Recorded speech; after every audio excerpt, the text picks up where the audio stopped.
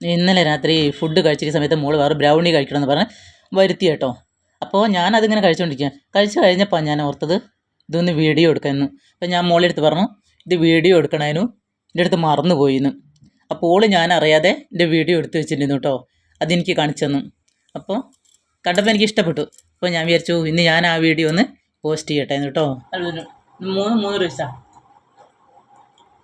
3 date ഏറ്റവും taste ഉള്ളത് തിയോബ്രോമെന്നാണ്. എവിടെന്ന് വെച്ചാൽ തിയോബ്രോമ. അടിപൊളി.